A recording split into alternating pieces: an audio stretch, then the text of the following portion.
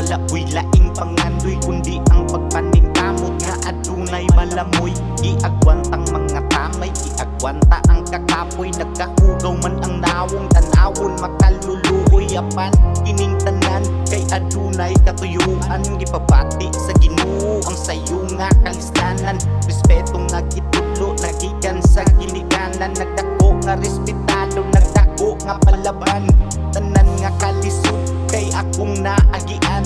Walay bisan sinsilyo nagkaon pag sinaksakan, hinay-hinay sa pagkapot sa pangandoing hinaguan. Porsigidos pag-abante nga wala ko'y gipangtumban, aminado nga tunay sayo ko sa ilang panglantaw. Mas ipiling naning kamot para way makabaraw, kapait sa kinabuhi ipabati matag adlaw.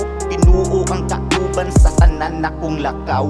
Bisan tunay babag sa ako ang agianan, sa pagpaningkamot kaya kung ipatuyangan. Kanilang positibo ang turod sa katapusan, basta Ginoo kumikauban sa kuwang pagtikan. Bisan tunay babag sa ako ang agianan, sa pagpaningkamot kaya kung ipatuyangan. Kanilang positibo ang turod sa katapusan, basta Ginoo kumikauban sa kuwang pagtikan. Daghang mga sampinit nga akong giagian, tunog nga makatusok ug ako nasakitan.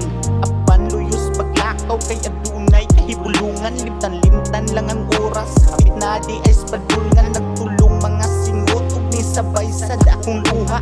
Ug ang mga pangutana kung sa may akong makuha sa kong pagpaningkamot, suklian ba kong bathala o diri ra bagyud mo hantod sa akong pagkawala.